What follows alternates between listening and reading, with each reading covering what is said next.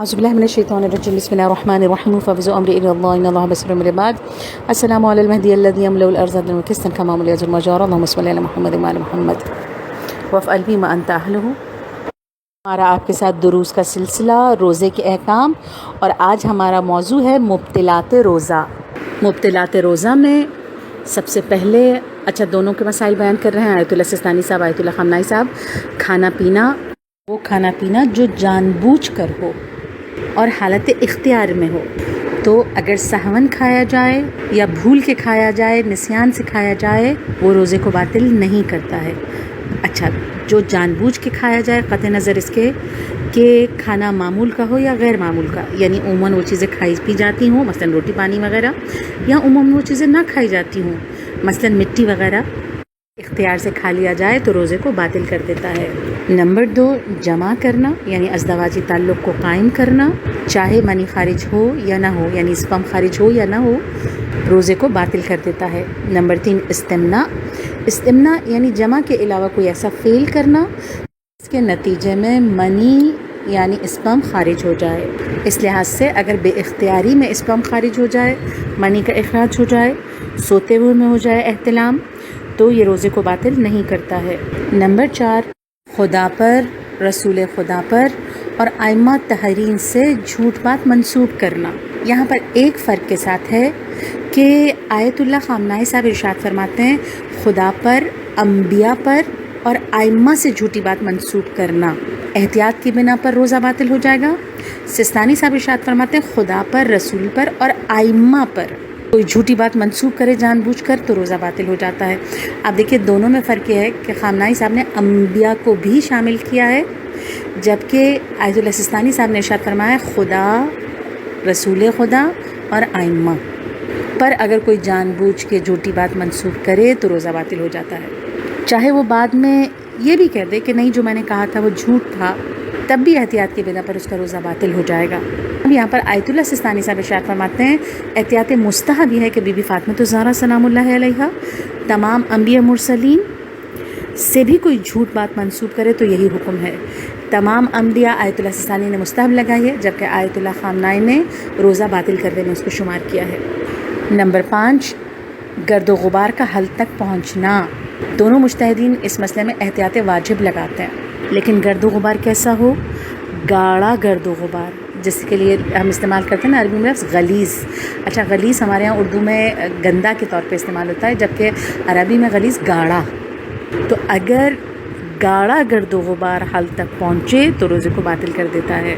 اگر گرد و غبار گاڑا نہ ہو تو وہ روزے کو باطل نہیں کرتا ہے. اب اس سے فرق نہیں پڑتا ہے کہ جس چیز کا غبار حل تک پہنچائے وہ کھانے والی چیز تھی یا نہیں. مثلا جھاڑ پونچھ کرتے ہوئے گرد و غبار پہنچی ہے، چونکہ مٹی ہے، گرد و غبار ہے، کھانے والا نہیں ہے لیکن گرد و غبار پہنچا ہے. یا پھر کوئی چکی میں کام کرتا ہے، آٹے کا گرد و غبار ہے، آٹا حل تک پہنچا ہے، تو چاہے وہ چیز کھانے والی ہو یا نہیں، اس سے فرق نہیں پڑتا. گرد و غبار گاڑا ہو وہ روزے کو باطل کر دیتا ہے. نمبر 6، کوئی شخص جان بوجھ کر ماہ رمضان یا اس کے قضا روزے میں اذان صبح تک جنابت، حیض یا نفاس کی حالت میں رہے تو اس کا روزہ باطل ہو جاتا ہے.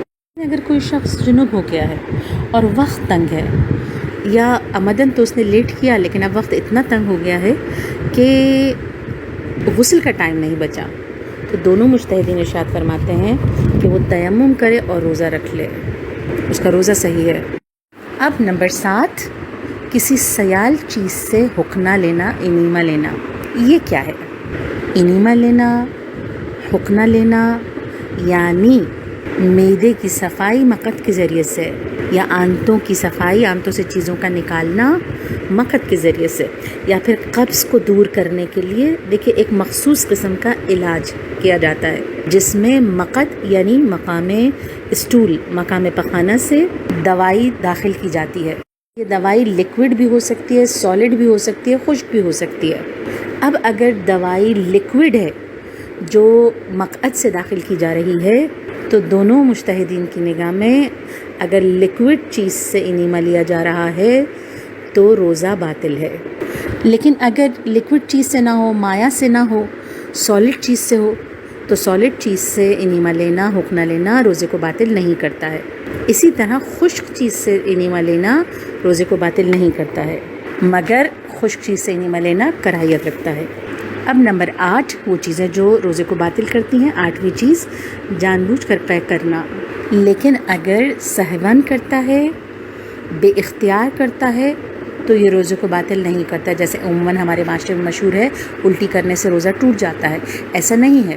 اگر بے اختیار اس کو الٹی آ گئی ہے، بھولے سے غلطی سے اس نے الٹی کر لی ہے، جان بوجھ کے نہیں تھا، بے اختیار ہو گیا، یہاں پر الٹی کرنا قے کرنا اس کے روزے کو باطل نہیں کرتا ہے۔ سستانی میں مبطلات روزہ یہ 8 ہیں، لیکن آیت اللہ خامنائی صاحب ایک چیز کا اضافہ فرماتے ہیں، جیسے کہ دیگر مجتہدین میں بھی موجود ہے۔ 9ویں چیز جو روزے کو باطل کرتا ہے مکمل سر کو پانی میں ڈبونا، بھی جان بوجھ کر ایسا کرنا روزے کو باطل کر دیتا ہے۔ احتیاط واجب کی بنا پر اگر کوئی سر نہیں ڈبو رہا بلکہ بدن پانی کے اندر ہے لیکن پورا سر نہیں ڈبویا ہے، بدن پانی کے اندر ہے، سر باہر ہے، آیا یہ درست ہے؟ آقا کہتے ہیں اس سے فرق نہیں پڑتا، یعنی یہ روزے کو باطل نہیں کرتا۔ اسی میں اگر کوئی بے اختیار پانی کے اندر گر جائے، پورا سر جو ہے وہ پانی کے اندر ڈوب جائے، تب بھی آقا ارشاد فرماتے ہیں روزہ باطل نہیں ہوتا، لیکن فوراً سر کو پانی سے باہر نکال لے تو روزہ باطل نہیں ہوگا۔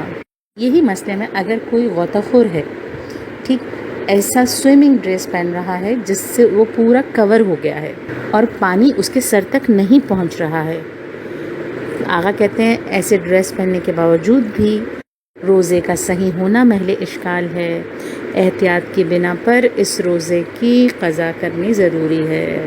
آیت اللہ سستانی صاحب ارشاد فرماتے ہیں روزے کی حالت میں سر کو پانی میں ڈبونا شدید مکروہ ہے، احتیاط مستحب یہ ہے کہ سر کو پانی میں نہ ڈبویا جائے، لیکن مکمل سر کو پانی میں ڈبونا اگرچہ شدید کراہیت رکھتا ہے لیکن روزے کو باطل نہیں کرتا۔ وصلی اللہ علی رسولہ و آلہ الکریم۔